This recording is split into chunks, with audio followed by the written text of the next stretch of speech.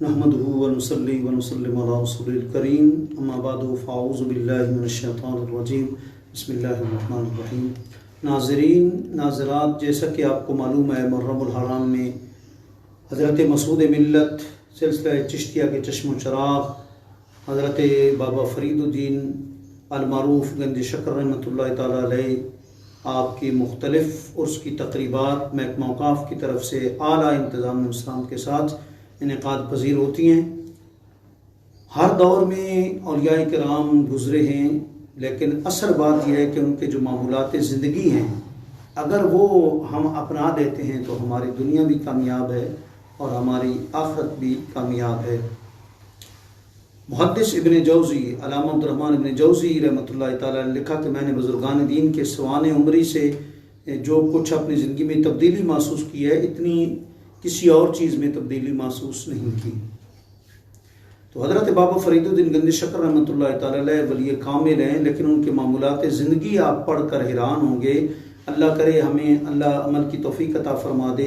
حضرت بابا فرید الدین گنج شکر رحمۃ اللہ تعالیٰ علیہ جو ہے کیسے زندگی گزارتے تھے، معمولات زندگی کیا تھے؟ صبح جب اٹھتے تو لازماً آپ روزانہ غسل کرتے تھے۔ احب الاعمال اللہ ادومها ونقل، صحیح مسلم کی ایک روایت ہے، حضور نے فرمایا اللہ تعالیٰ کو عمل بڑا پسند ہے جو روزانہ ہوتا ہے اگرچہ تھوڑا کیوں نہ ہو۔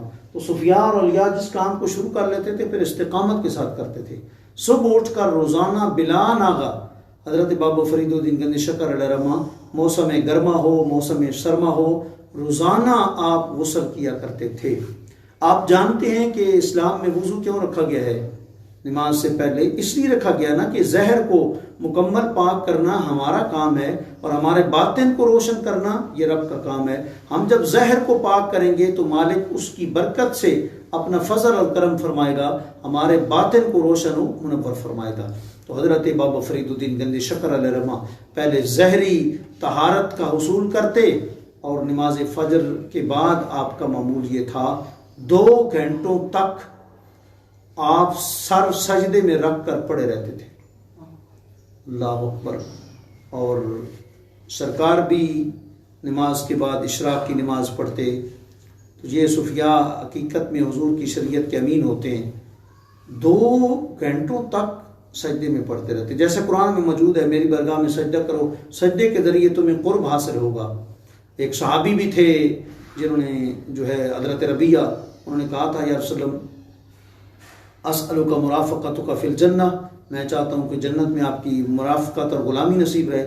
فرمایا کثرت سجود کرو جی، تو اس لیے آپ زیادہ سجدہ جو ہے وہ کرتے رہتے تھے، یہ آپ کا معمول تھا۔ اور اس کے بعد آپ کا طریقہ یہ تھا کہ ظہر کے بعد، ظہر تک تو قرآن و سنت کا دین، قرآن و سنت پڑھاتے، دین کا پیغام پہنچاتے، طلباء علماء کا جمع غفیر ہوتا۔ اور ظہر کے بعد آپ کا معمول یہ تھا کہ جو لوگ عوام جو آتی ان کے مسائل سنتے، بڑے غور سے سنتے اور ان کا حل جو ہے وہ پیش کرتے۔ اور آپ فرماتے کہ میرے دروازے پر ایک بھی سوالی اور ایک بھی حاجت روا جب تک موجود رہے نا مجھے عبادت کا مزہ نہیں آتا۔ یہ آپ کا جو ہے یہ بھی ایک جو ہے وہ معمول تھا۔ اور عشاء کے بعد جماعت خانہ یعنی مخصوص جگہ جو آپ نے بنائی ہوئی تھی اپنے مریدوں کی اصلاح کے لیے، عبادت کے لیے، وہاں مریدین آتے اور آپ جب عبادت کے لیے شروع جاتے پھر دروازہ مکمل بند ہوتا، پھر دروازہ کبھی نہ کھولتے۔ مریدین آدھی رات تک آپ سے استفسار کرتے اور آپ ان کی جو ہے وہ رہنمائی فرماتے۔ اور آپ کا شعری ذوق بھی بہت تھا، مطلب ہے کہ فارسی میں بھی آپ کی شعری موجود ہے، پنجابی بھی موجود ہے، اردو بھی موجود ہے۔ بابا اردو ڈاکٹر عبدالحق نے اردو کی ابتدائی نشو و نما کتاب کے اندر لکھا کہ آپ کے اشعار بہت ہیں، جن میں سے ایک مشہور یہ تھا کہ عشق کا جو ہے نا وہ رموز نرالا ہے، عشق کا رموز نرالا ہے، جز مد و پیر کے نہ چارہ ہے۔ تو یہ آپ نے اس میں اشارہ کر دیا کہ جب تک بندہ عاشق نہیں بنتا وہ عارف نہیں بن سکتا جی۔ اس لیے تو غالب نے کہا تھا کہ عشق تاثیر سے نا امید نہیں، عشق تاثیر سے نا امید نہیں، جہاں سے پاری شجر بید نہیں۔